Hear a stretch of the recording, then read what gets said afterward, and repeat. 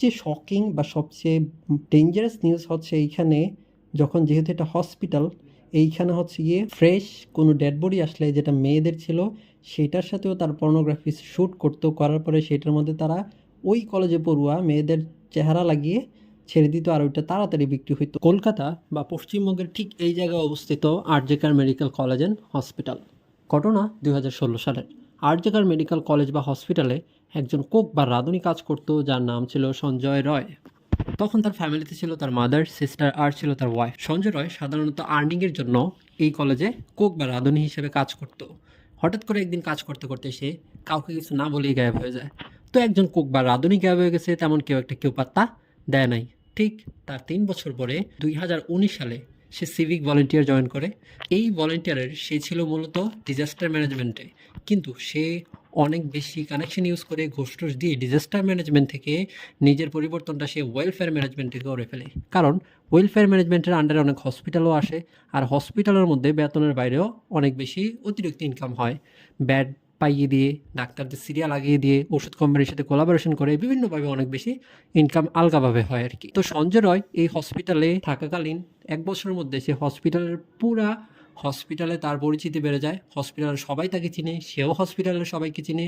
তো 1 বছরের মধ্যে সেখানে তার একটা খুব স্ট্রং ইনফ্লুয়েন্স তৈরি হয়। যেহেতু সে ট্রেন একজন বক্সার ছিল, এই জন্য তাকে হসপিটালের ইমার্জেন্সি ওয়ার্ড আর ট্রমা ওয়ার্ডের সামনে সিকিউরিটির দায়িত্ব দেওয়া হয়েছিল। কিন্তু মূলত তার কাজ ছিল হচ্ছে ব্রোকারের মতো সে মানুষকে ব্যাড ট্যাড পাইয়ে দিয়ে কিংবা ওষুধ কোম্পানির সাথে কোলাবোরেশন করে অতিরিক্ত ইনকাম করা। 2020-এর দিকে সে থাকার জন্য পুলিশ ব্যারাকও পেয়ে যায়, যেটা মূলত পুলিশ কনস্টেবলের জন্য বরাদ্দ থাকে। এএসআই অনুপ দত্ত নামের একজনের ব্যারাক সে নিজের মতো করে ইউজ করা শুরু করে। এই লোকেরও এই কেসের সাথে সম্পৃক্ত আছে বলে মানুষ ধারণা করে। যখন মিডিয়া তার ইন্টারভিউ নিতে যায় তখন সে পাগলের মতো দৌড়াতে থাকে ইন্টারভিউ দেওয়ার পরিবর্তে। তো এই সঞ্জয় রায় খুব ভালো চলতেছিল, কাজ অনুযায়ী সে দিনে 5 লিটার তেল পাচ্ছিল, মাস শেষে 12,000 রুপি পাচ্ছিল, আর সাথে তার অতিরিক্ত ইনকাম তো ছিলই হসপিটালের মধ্যে। তো খুব ভালো ছিল। 2021 সালে হসপিটালে বড় একটা পরিবর্তন আসে। হসপিটালের যে প্রিন্সিপাল, সেই প্রিন্সিপাল পরিবর্তনে নতুন একজন প্রিন্সিপাল আসে, যার নাম হচ্ছে সন্দীপ ঘোষ। এই সন্দীপ ঘোষ আগে ছিল national medical college and hospital. ওই কলেজ থেকে এই কলেজে চলে আসে। তখন তার উপরে অনেক বেশি অ্যালিগেশন ছিল, তার উপরে ইলিগ্যাল অ্যাক্টিভিটিস, অনৈতিক কর্মকাণ্ডের অনেক বেশি অ্যালিগেশন ছিল। সেই কলেজে প্রিন্সিপাল হিসেবে আসার পরে এই কলেজে 16 বছর ধরে কাজ করতে থাকা ডেপুটি সুপারিনটেন্ডেন্ট বলে যে এই সঞ্জয় রয়ের সাথে এই প্রিন্সিপালের খুব ভালো সম্পর্ক ছিল, এই জন্য এই প্রিন্সিপালকেও এই কেসের সাথে সম্পর্ক আছে বলে ধারণা করে। সঞ্জয় রয় তার আশেপাশের মানুষের উপরে ইনফ্লুয়েন্স বানানোর জন্য বাইকের মধ্যে আর তার টি শার্টের মধ্যে কলকাতা পুলিশ লিখে ঘুরে বেড়াতো, যদিও সে পুলিশের কেউই ছিল না।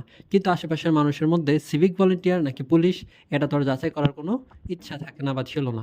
হসপিটালের মধ্যে তার খুব ভালো একটা প্রভাব তৈরি হয়, হসপিটালের মধ্যে ভালো একটা ইনফ্লুয়েন্স তৈরি হয়। হসপিটালে 2 ধরনের ওয়েস্ট থাকে, একটা হচ্ছে বায়োমেডিক্যাল ওয়েস্ট আর একটা হচ্ছে নর্মাল ওয়েস্ট। নর্মাল ওয়েস্ট হচ্ছে আমাদের বাসা বাড়িতে যে ধরনের ওয়েস্ট হয় সেগুলা, আর বায়োমেডিক্যাল ওয়েস্ট হচ্ছে যেমন ইউজড সিরিজ কিংবা অক্সিজেন মাস্ক, এগুলা নর্মাল ওয়েস্টের মতো ডিসপোজ করা যায় না। এগুলাকে মূলত বিএমডাব্লিউ সেল নামক একটা স্পেশাল ডিসপোজ কোম্পানির দ্বারা স্পেশালভাবে ডিসপোজ করতে হয়, যেন এগুলো কোনোভাবেই আর রিইউজ না হয়, কারণ এগুলো রিইউজ অনেক বড় ঝুঁকি থাকে। কিন্তু এই আরজিকার মেডিকেল কলেজ হসপিটালের যে প্রিন্সিপাল, সে এইগুলাকে ডিসপোজ করাতে দূর, এগুলাকে সে ইলিগেলি ওপেন মার্কেটের মধ্যে বিক্রি করতো, আর তার মধ্যে থেকে 20% সে নিজের জন্য রেখে দিত। 2024 সালের মার্চে একজন মহিলা তার শিশুকে হসপিটালে চিকিৎসার জন্য আনলে সঞ্জয় রয়ের খারাপ নজর ওই মহিলার উপর পড়ে।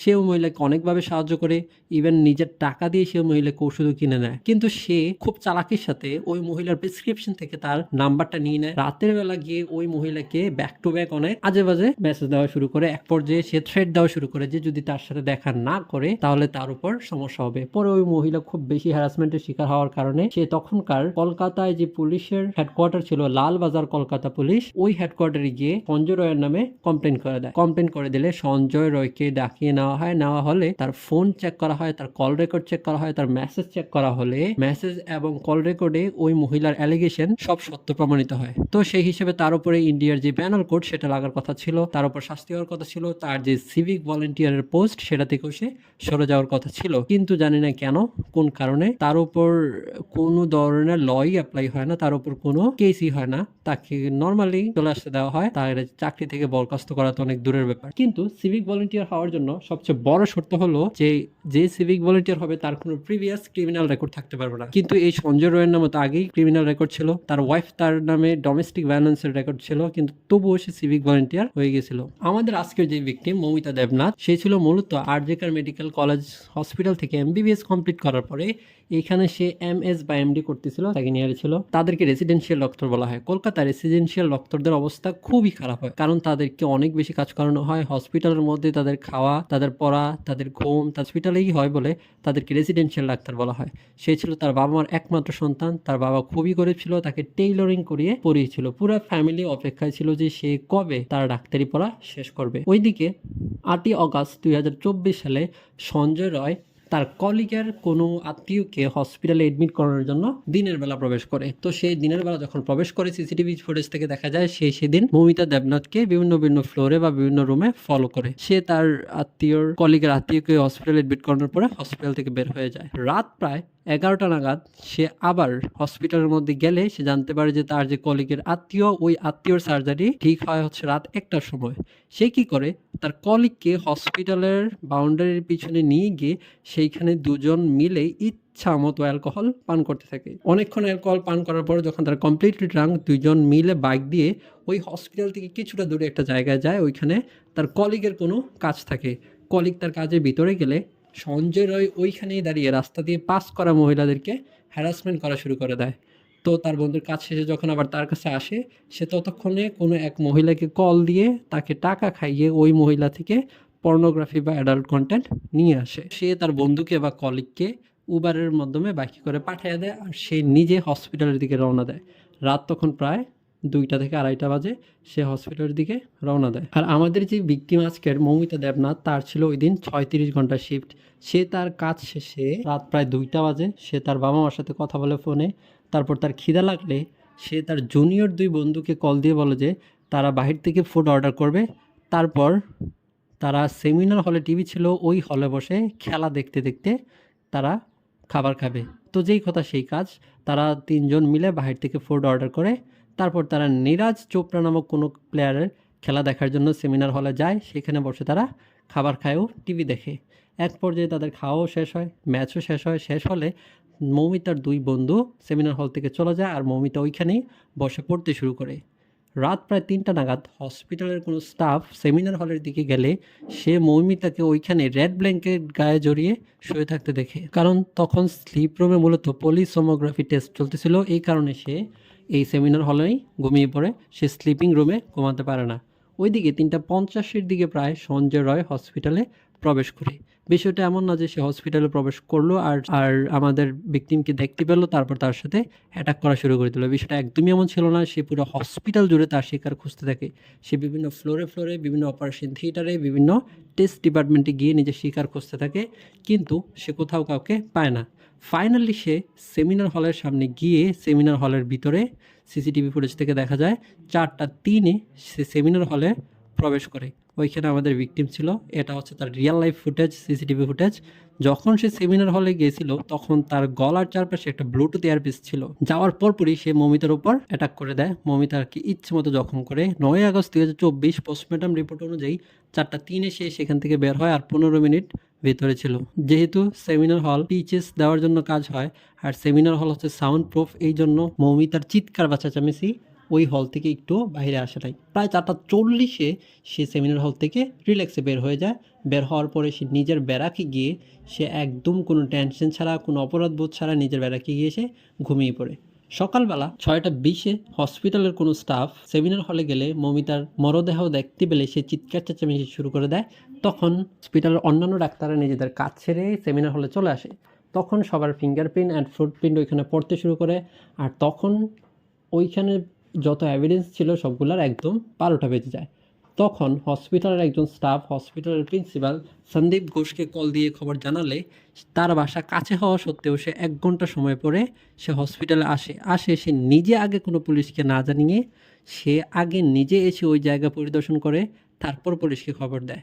হসপিটাল থেকে সুপারিনটেন্ডেন্ট মৌমিতার বাবা মাকে কল দিয়ে বলে যে আপনাদের মেয়ে অসুস্থ, তাড়াতাড়ি হসপিটালে চলে আসুন। কিন্তু তারা আবার কল ব্যাক করলে তখন মৌমিতার বাবা মাকে জানানো হয় যে মৌমিতা মূলত সুইসাইড করছে। তার বাবা মা দৌড়ে হসপিটালে চলে আসে, তখন মূলত দিনের 12টা বাজে। কিন্তু তার বাবা মা 3 ঘন্টা যাবৎ চেষ্টা করলেও তাদের বাবা মার সাথে, মমিতার বাবা মার সাথে মমিতাকে দেখা করতে দেওয়া হয় না। প্রায় 3 ঘন্টা চেষ্টার পরে 3টা বাজে মমিতার সাথে মমিতার বাবা মার দেখা হয়, আর তখন তারা দেখতে পায় তার মরদেহের মধ্যে মারাত্মক জখম। আর তখন তারা বলে এটা তো সুইসাইড না, এটা তো হচ্ছে রেপ অ্যান্ড মার্ডার। যদিও সোশ্যাল মিডিয়াতে খুব ভালোভাবে ভাইরাল হয়েছিল যে এটা হচ্ছে গ্যাং রেপ, কারণ মমিতার দেহের মধ্যে পোস্টমর্টম রিপোর্ট অনুযায়ী 150 মিলিগ্রাম হিউম্যান ফ্লুইড পাওয়া গেছিল। আর একটা মেল বডি সাধারণত স্বাভাবিকভাবে মাত্র 5 মিলিগ্রাম বডি ফ্লুইড প্রডিউস করতে পারে, তো এটা হচ্ছে ফলস। এখানে মূলত অন্যান্য বডি ফ্লুইড মিলে 150 মিলিগ্রাম ছিল। দিনের 3টা বেজে গেলেও কেউ পুলিশের মধ্যে মৌমিতার ব্যাপারে কেস করে নাই।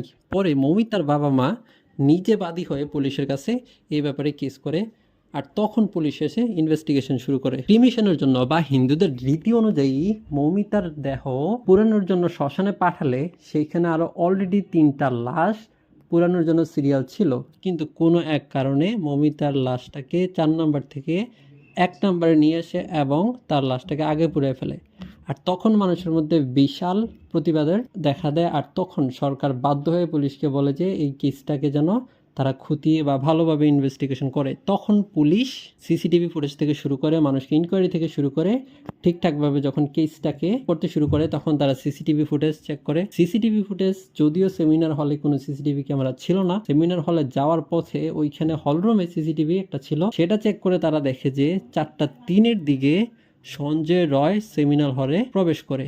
আর সে যখন প্রবেশ করে তার গলায় ছিল হচ্ছে একটা ইয়ারপিস, কিন্তু বের হওয়ার সময় তার গলায় কোনো ইয়ারপিস ছিল না। পুলিশ তাকে সন্দেহ করে তার ব্যারাকে যায়, তার কলার চেপে ধরে। যখন পুলিশ ওই ব্লুটুথ ইয়ারপিসটা সঞ্জয় রয়ের ফোনের কাছাকাছি নেয়, তখন সেটা অটো কানেক্ট হয়ে যায়। আর তখন সঞ্জয় রয় কোনো ভয় না পেয়ে, কোনো প্রকার ইতস্ততা না দেখিয়ে, কোনো প্রকার রিগ্রেট না দেখিয়ে সে একদম ফ্রিভাবে সে কী করছে সব বলতে শুরু করে। এই হসপিটালে এইখানে একজন ছেলে পড়াশোনা করতো যার নাম ছিল সৌমিত্র বিশ্বাস। সৌমিত্র বিশ্বাস একদিন তার বাবা মাকে কল দিয়ে বলে যে এই হসপিটালে কিছু একটা তো উল্টাপাল্টা হইতেছে, কিছু একটা সমস্যা এই হসপিটালে আছে। তখন তার বাবা মা এই কথা শুনলে বলে যে হসপিটালে তো কী সমস্যা হইতে পারে। এর পরের দিন 25শে অগাস্ট তার রুমে সৌমিত্র বিশ্বাসের লাশ ঝুলন্ত অবস্থায় পাওয়া যায়। ধারণা করা হয় এটা হচ্ছে সুইসাইড, কিন্তু মূলত এটা ছিল মার্ডার। এই মার্ডারের কারণ হচ্ছে সৌমিত্র বিশ্বাস জানতে পেরে গেছিল যে এই আরজিকার মেডিকেল কলেজ হসপিটালের মধ্যে মূলত পাশের কোনো আবাসিক হোটেল থেকে মেয়েদেরকে এনে অ্যাডাল্ট কন্টেন্ট এখানে ভিডিও শ্যুট করা হতো, আর সেগুলোর মধ্যে নায়ক নায়িকাদের ছবি দিয়ে এগুলোকে সেল করে দিত।